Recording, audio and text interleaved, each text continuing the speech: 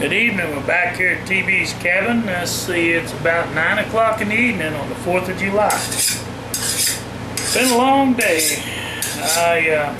Still working on a knife here. I've got to get a drill bit tomorrow so I can drill these corners out so it won't split, and then I can take and kind of go in here and work this out with a file around my tang here.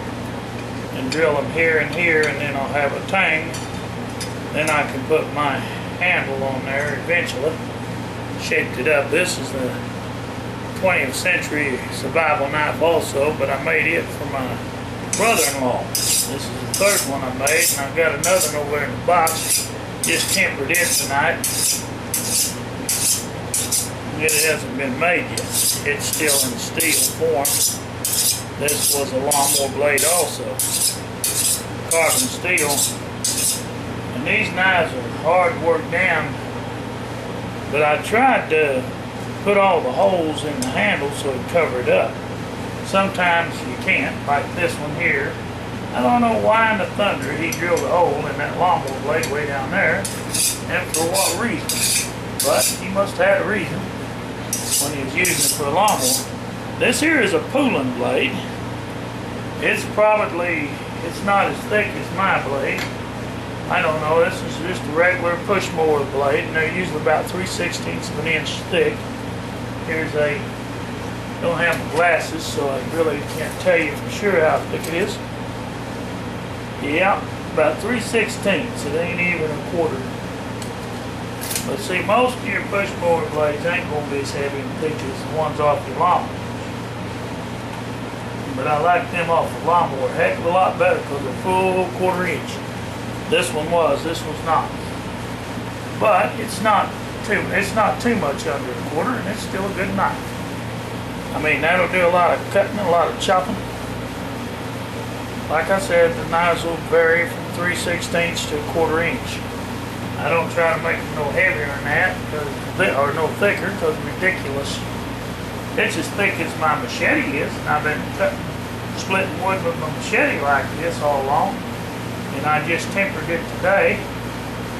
And but on a machete or long blades, you need to redo them, put them about 1800 degrees up on a rack above the coals, just to soften them up a little bit when you've finished hardening it the first time.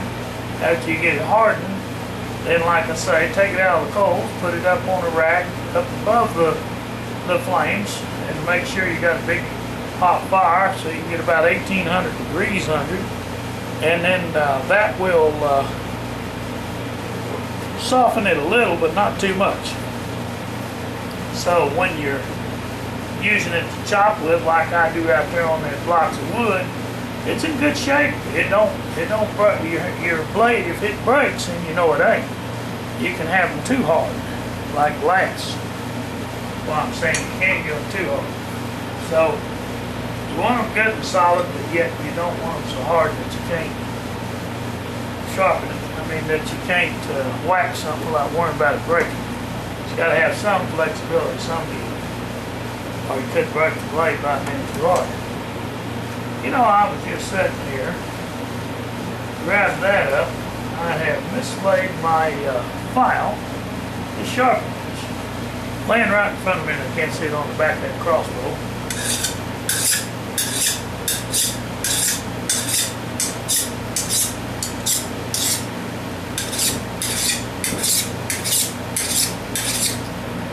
But it's getting there, but it's going to take a while to get that sharp as mine. But a file will work it down. What it is, this was the lawnmower blade that was sharpened part on this, that had one side sharp, and I had to work that down to where I could make them even. And this side over here, I still haven't got it quite as beveled as the right side. I want the left side beveled just about as much, instead of just being beveled on one side.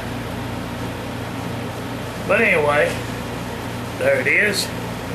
Got to polish it up some more. Like I say, I need to drill these two holes. I got to go get me a new drill bit to drill this out with. Then I'm going to come in here with my grinder and finish grinding down to the hole. And then I'll probably take the round file, rat file, whatever you want to call it, and go in there and some people call them bastard file, but it's just a round file. And you just file that down in there until you get that round in that corner instead of a square cut, because you don't want square cuts in the corner because it could split your steel, I've been told. I've never had one split, but it's always a first time, you know, if you don't do things the way that you should. In fact, I should have drilled it before I got it cut as far as I have now even. But I narrowed this part down on the tank on purpose because I wanted to make a handle for it, and it don't have to have a thick handle as it was there. But I'll still have approximately 6-inch blade on here, and that's all that's needed.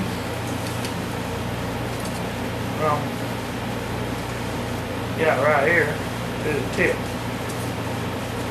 Right there to there, that's 6 inches to the tip. 6 inches and 1/8 actually. But that's alright, that's still a good knife. There's plenty of steel there, you can skin with that. This one here would be easier to skin with than what mine is, because it ain't quite as wide as mine, I don't think. But I made it around too on the end here, or tried to. It had a square cut off up here, and I had to cut that off to the point, out to as far down as I could, so that gave it more of a bevel down than what mine's got here. But that's alright, it works. And you can still cut with it. And it's got a full 6-inch tang up there, 6-inch blade. But it's 10 1/8 actually overall. This one is the way it came out.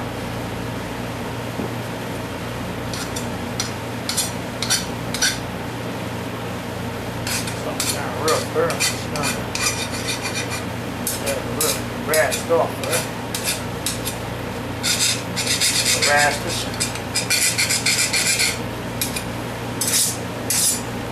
I've got a lot more work down. I'll have to do some sanding, honing down on the blade and stuff, but that's just for tomorrow.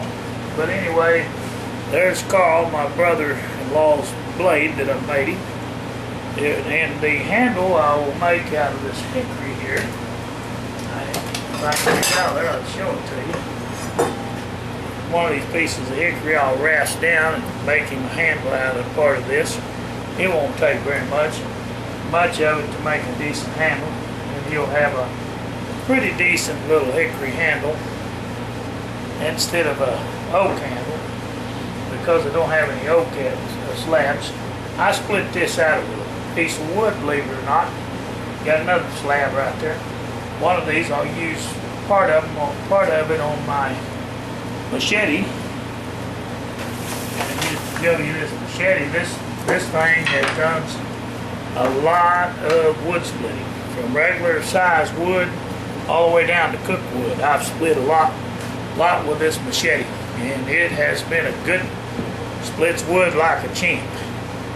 Now, even when it was knots, I've split through this plumb through it with this. It takes a few whacks, but it'll go through. And let's see, what else was I going to say about it? And it still cuts pretty good on cutting brush down too. And it'll cut about anything you want to cut. This is kind of a dual-purpose machete off the lawnmower. Got this off of a lawnmower blade, built it a couple months back. In fact, I've got it stamped in here when I made it, and everything right on here, but I can't see it without the glasses. But nevertheless, I'm going to be making a lot of these. If anybody's interested in them, I can make 2 for $150 and ship them. That's a pretty good deal. $75 a piece. These are not your little cheap pot tin machetes that you would buy